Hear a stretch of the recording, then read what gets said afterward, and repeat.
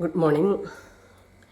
ഇന്ന് നോക്കിയേ, ഞാൻ 2 ദിവസം മുമ്പ് ചക്ക ഉണ്ടല്ലോ, പഴുത്ത ചക്ക കിട്ടുമ്പോൾ പണ്ടൊക്കെ നമ്മൾ സമയമൊക്കെ എടുത്ത് വരട്ടി കുറേ നേരം നിന്നിട്ടാണല്ലോ വരട്ടിയെടുക്കാറ്.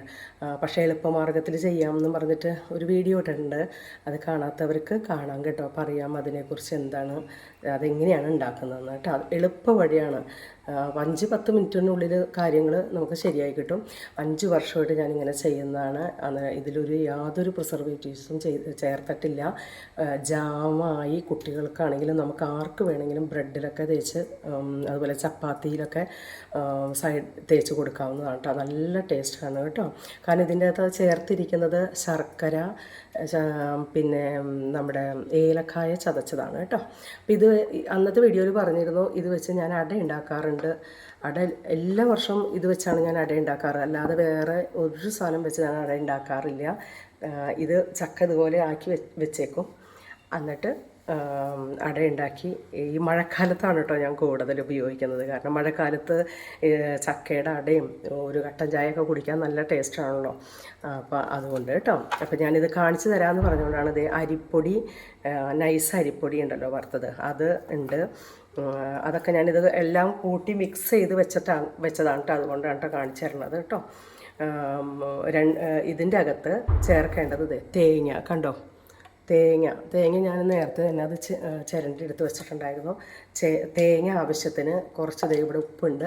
നമുക്ക് ആവശ്യത്തിനുള്ള ഒരു ഉപ്പ്, തേങ്ങ, പിന്നെ ഏലക്കായുടെ പൊടിയുണ്ട്. ഏലക്കായുടെ പൊടിയും ഇട്ട് ഇത് എല്ലാം ഒന്നും കൂടി നമുക്ക് ഇളക്കി അതിൻ്റെ ഇളക്കണ ഒരു വിധം ഞാൻ കാണിച്ചു തരണേ കേട്ടോ.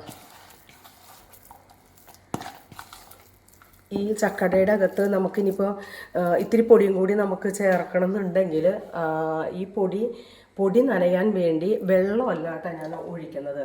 വെറും വെള്ളമല്ല തിളപ്പിച്ചൊഴിക്കുന്നത്. നമ്മുടെ ശർക്കരപ്പാനി നേരത്തെ ഉണ്ടാക്കി ഫ്രിഡ്ജിൽ വെച്ചിട്ടുണ്ടല്ലോ ശർക്കരപ്പാനി, അപ്പോൾ അത് തന്നെയാണ്.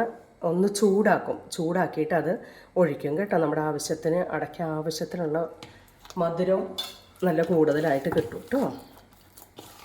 വെള്ളം ചേർത്താൽ അത്രയ്ക്ക് രുചി ഉണ്ടാവില്ല.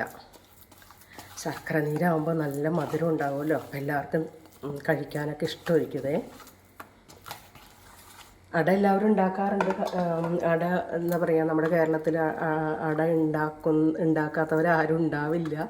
പക്ഷേ ഈ അടയ്ക്കൊരു പ്രത്യേകത എന്ന് വെച്ചാൽ, ഞാൻ ഈ അട ഉണ്ടാക്കുമ്പോൾ ഇതിൻ്റെ അകത്ത് നടുക്കൊന്നും ഞാൻ വെക്കില്ല. എല്ലാം കൂട്ടി മാവിൽ മിക്സ് ചെയ്യും കേട്ടോ.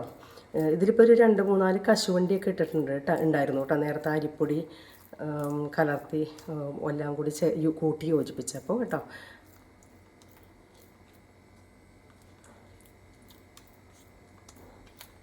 ഈ ശർക്കരയുടെ നീര് കൊണ്ട് തന്നെയാണ് ഞാനത്, വെള്ളത്തിൻ്റെ മയം ഇല്ലെങ്കിൽ ശർക്കരയുടെ നീര് ചേർത്താൽ മതി കേട്ടോ. ഇങ്ങനെ കേട്ടോ.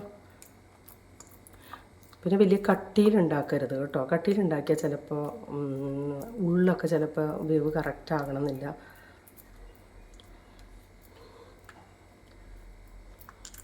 ഇനി കുട്ടികൾക്ക് കൊടുക്കണമെങ്കിൽ ഇതിൽ ഡിസൈൻ ചെയ്യാനായിട്ട് വല്ല ഈന്തപ്പഴം അങ്ങനത്തെ ഒക്കെ കാര്യങ്ങളൊക്കെ ഉണ്ടല്ലോ, അതെല്ലാം ഏത്തപ്പഴം നെയ്യിലിട്ട് വറുത്തത് ഒന്ന് ചൂടാക്കിയെടുത്തത്, അതൊക്കെ കൂടി ഇതിൻ്റെ നടുക്ക് വേണമെങ്കിൽ ഫില്ല് ചെയ്യാം കേട്ടോ.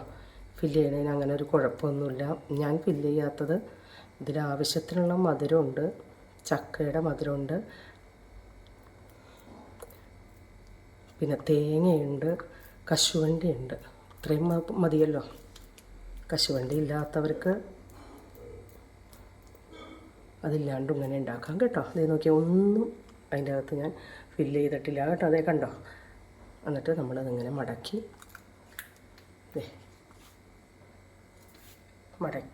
അതങ്ങനെ തന്നെ ഞാനിനി 2-3 അട നേരത്തെ ഇതിനകത്തെടുത്ത് വെച്ചിട്ടുണ്ട്. നിങ്ങളെ കാണിക്കാൻ വേണ്ടിയിട്ട് ഇതിങ്ങനെ ചെയ്യുന്നതാണ് കേട്ടോ. കാരണം അട ഉണ്ടാക്കി കാണിച്ച് തരാമെന്ന് മുൻ വീഡിയോയിൽ പറഞ്ഞിട്ടുണ്ടായിരുന്നു കേട്ടോ. ഞാൻ അട ഉണ്ടാക്കുമ്പോൾ കാണിച്ച് തരാം. ചക്ക വരട്ടിയത് വെച്ച്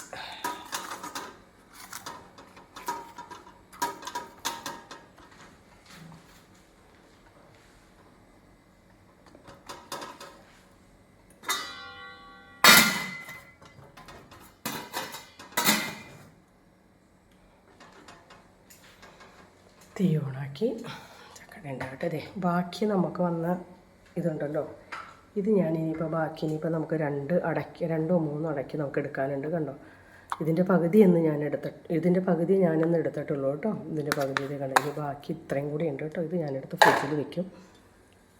ശർക്കര നീര് നമുക്കിതിൽ വേണമെങ്കിൽ ഒഴിച്ച് വെക്കാം. ശർക്കര നീര് ഇതിൻ്റെ അകത്ത് ഒഴിച്ച് നമുക്ക് അടച്ച് ഫ്രിഡ്ജിൽ വെക്കാം. ഇനി അടുത്ത അട ഉണ്ടാക്കുന്ന ദിവസം അതെടുത്ത് നമുക്ക് ഉപയോഗിക്കാം കേട്ടോ. ഫ്രീസറിൽ വെക്കണം, ഒരു കുഴപ്പം ഉണ്ടാവില്ല കേട്ടോ. അപ്പോൾ ഇത് ഇഷ്ടപ്പെട്ടെങ്കിൽ ഈ വീഡിയോ കാണണം, ഇത് ഉണ്ടാക്കി നോക്കണം കേട്ടോ. നല്ല രുചിയാണ്, ഞാൻ ഉറപ്പാണ് പറയുന്നത്. പിന്നെ എല്ലാവരും ഇത് ലൈക്ക് ചെയ്യണം, സബ്സ്ക്രൈബ് ചെയ്യണം കേട്ടോ. അഭിപ്രായങ്ങൾ പറയണം കേട്ടോ.